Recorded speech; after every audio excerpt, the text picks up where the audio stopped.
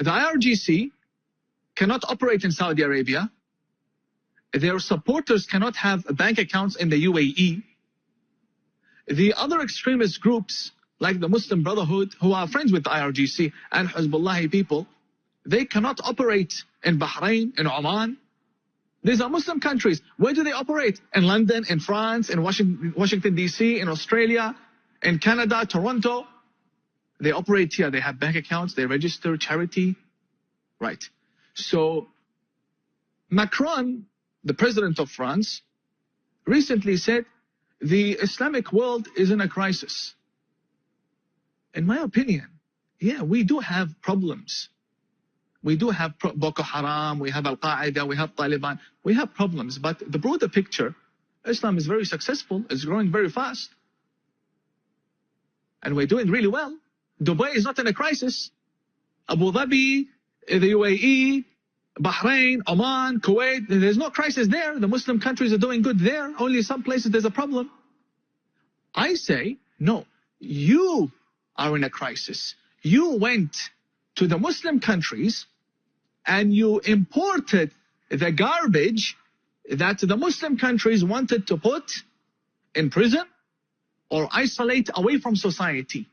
You went, you imported them. Why? For cheap labor. But these Islamist extremists, they don't want to work. They want free welfare. They want to marry French women, blonde hair, blue eyes. They don't have time to work. So look at Poland. They don't complain from Islamic extremism, not a single terrorist attack in Poland. The moment they sense there's a problem, they crack down on it. Polish policy, beautiful. The French, no, come. When they come, they use the resources. They go to Washington, D.C., and they sit in Congress. They support the Iranian regime. They go against the sanctions in Congress, right, with their hijab. Why? Because the ideology is filth to begin with.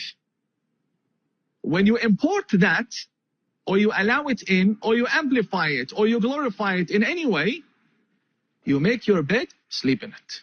So that is also a problem of the West. The question is, Tina, did the extremists become stronger or the West become weaker? I say it's both. أو أنت تتحمل مسؤوليتها. And let me say this in English so you can understand what I'm saying. I have translation. No, I know you have translation, but I just want to make sure you get it right. There will come a day that we will see far more radical extremists and terrorists coming out of Europe because of the lack of decision-making, trying to be politically correct, or assuming that they know the Middle East and they know Islam and they know the others far better than we do. And I'm sorry, but that's pure ignorance.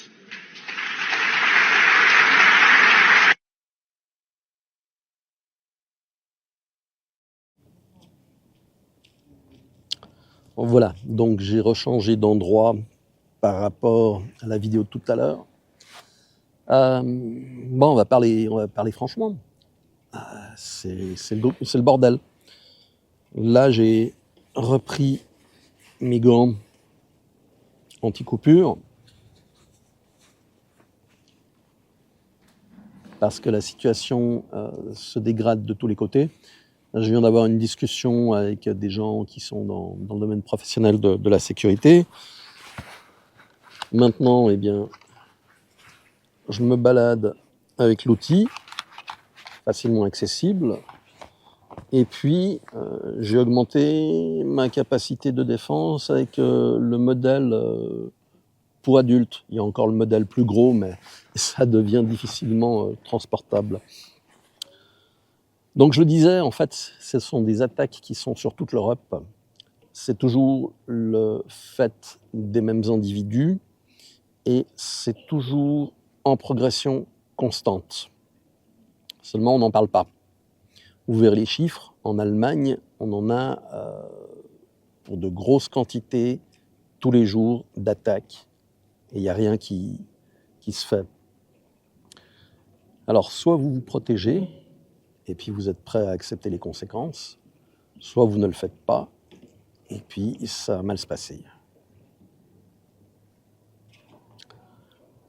Quand vous allez dans un endroit, comme je l'ai dit, vous repérez par où sortir, comment vous cacher, qu'est-ce qui peut vous servir d'arme. Et ce qui est évident, c'est que les extincteurs sont des armes fantastiques. Extincteur à poudre, vous avez de quoi créer un nuage absolument magnifique. Avec 6 kilos, vous pouvez faire un très bon travail, même avec 2 kilos. Les petits extincteurs de voiture, ça va très bien. Hein. Alors vous mettez un jet dans la tronche du premier abruti qui vient, je vous garantis qu'il va étouffer, il va rien voir. Alors avec 6 kilos, vous avez de quoi travailler sur un groupe qui vous agresse. En plus, si vous êtes plusieurs et que vous sortez à 2 ou 3 chacun un extincteur, c'est bon. Les mecs, ils sont au tapis, ils sont neutralisés d'entrée. Le gros problème, comme j'en parlais tout à l'heure, ce sont les gens qui défendent ces racailles, ceux qui les font venir. Les associations du type Touche pas à mon zob, SOS Crassos, etc. Ce qu'il faut, c'est attaquer les responsables de ces associations à chaque fois qu'il y a un problème, trouver ceux qui ont facilité la venue sur le territoire et puis les déférer en justice pour complicité. Il ne faut pas hésiter. Maintenant, vous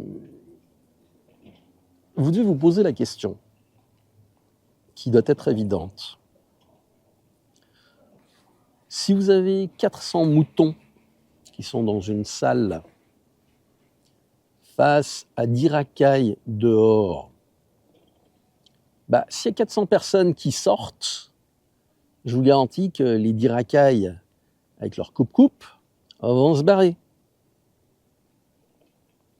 Mais c'est plus simple de ne rien faire. Et on est dans ce contexte de population, on est dans une population affaiblie. Je discutais avec mon médecin à l'endroit où il a son cabinet, et entre 2020 et 2023, où nous sommes maintenant, il y a une mini-révolution qui s'est faite au niveau de l'immeuble. Au départ, il y avait un psychiatre. Maintenant, il y a 23 psychiatres. Et ils sont surchargés. Ça donne un ordre d'idée de la situation dans laquelle on se trouve au niveau psychologique. Les gens ont subi ces agressions constantes depuis janvier 2020. Ils sont complètement perdus.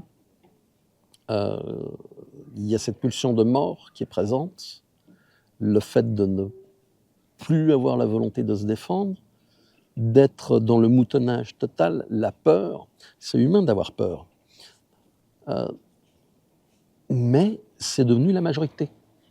La majorité ne fera rien. Ils ne bougeront pas. Ils ne bougeront pas. Pire, ils vont défendre leur bourreau. On est en plein syndrome de Stockholm. Et on ne pourra rien faire. Il faut attendre que cette masse de gens qui défend les moutons, pas les moutons, qui défend les racailles, elle fait partie des moutons, donc cette masse. Il faut un choc tellement violent qu'il commence à réagir. Est-ce que ça va se produire ? J'ai des doutes. C'est beaucoup trop ancré maintenant dans le comportement. Les gens sont complètement affaiblis. Il n'y a plus aucune testostérone. Donc on va vers des temps extrêmement difficiles. Personnellement, le massacre de moutons,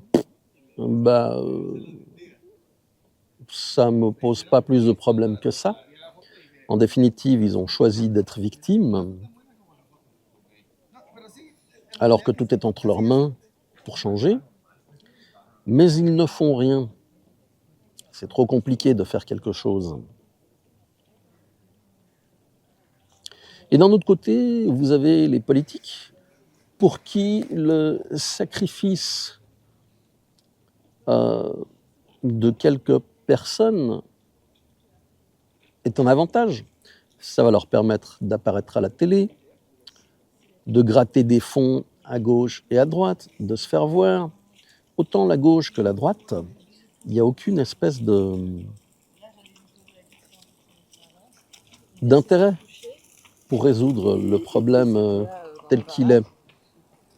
En fait, on fait perdurer le problème parce que tout le monde y a intérêt. Ça rapporte un fric fou. Les forces de l'ordre sous-équipées, pas forcément à un niveau technique suffisant, et on laisse faire. Ça produit énormément d'argent. Je veux dire, tous ces quartiers, zones de non-droit, ils ont leur propre économie, et ça marche. Alors pourquoi on voudrait changer ça? L'Europe, à mon sens, ne va pas se réveiller. On ne peut pas agir tant qu'on applique les mêmes solutions aux mêmes mots. On est dans un contexte où on arrose de tous les côtés par des moyens sociaux de manière à calmer une certaine frange de la population. Alors que ce qui devrait être fait, ça serait de leur défoncer la tronche, propre en ordre.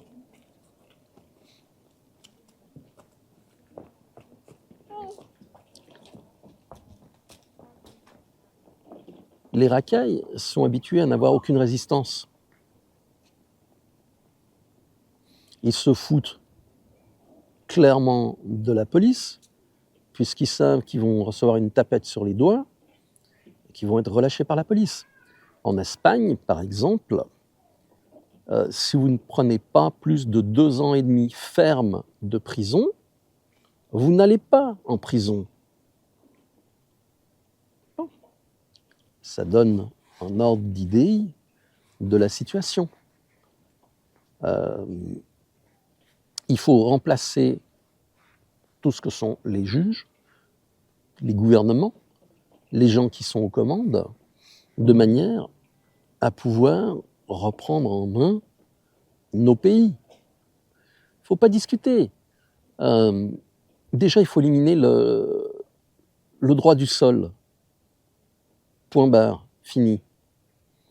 Et puis, techniquement, je dirais qu'on peut faire une loi, la faire passer en 49.3, pour tous les gens qui sont originaires d'un certain groupe de pays, eh bien, de leur sucrer la nationalité et qui gardent leur ancienne nationalité, que ça plaise ou que ça plaise pas. Et à ce moment-là, on aura des moyens pour les renvoyer au bled, vu qu'ils aiment tellement le bled. Sauf que là-bas, ils vont se faire défoncer propre en ordre par la police. Là-bas, ils ne discutent pas. Je ne sais pas si vous avez déjà vu agir la gendarmerie marocaine. Les mecs, ils sont sérieux. Ils rigolent pas. Ils sont respectés. Ici, le pauvre policier qui a le malheur de faire un acte de défense de lui-même ou de tierces personnes, au mieux, il est muté à taper des rapports, ou au pire, il finit en tôle. Donc c'est tout le système qui est réformé. Je vous le dis très clairement, si votre vie est en danger, vous n'hésitez pas. Vous vous défendez de manière à neutraliser l'agresseur. Quand je dis neutraliser, eh bien, c'est que le gars n'est plus en mesure de faire de mal à qui que ce soit. Il vaut mieux un mauvais procès qu'un bel enterrement. Et il ne faut pas hésiter. C'est à vous de voir. Mais tant que les gens continueront à voter pour les mêmes, tant qu'il y aura une prise de conscience de la population et que la population agira. Moi, je ne reconnais pas la justice. Je ne reconnais aucun pouvoir. Quel pouvoir je vais reconnaître à des policiers qui fuient devant des casseurs? Pire, à des policiers qui se font tabasser par des dealers et dont la centrale d'alarme ne prend pas au sérieux mon appel. Et c'est ça qui vous protège. Alors, il faut se mettre à la place des policiers. Ils ont un très bon salaire. Ici, quand vous faites appel à la police pour une urgence, ils viennent au bout de 20 minutes, 45 minutes, quand ils peuvent. Parce que c'est pas urgent, a priori. C'est surtout que s'ils grillent en feu rouge, ils vont devoir justifier le feu rouge, même s'ils ont la sirène enclenchée et le feu bleu. Alors oui, ils nous emmerdent toute la nuit avec leur sirène parce qu'ils les branchent, mais il faut savoir que la justice derrière condamne les policiers en action s'ils dépassent les vitesses autorisées. On avait eu le cas, c'était, si je me souviens bien, le groupe d'intervention, il y avait eu une attaque à l'explosif sur un bureau de change. Et ils avaient dû foncer pour pouvoir intervenir. Et ils se sont retrouvés au tribunal, condamnés pour l'excès de vitesse.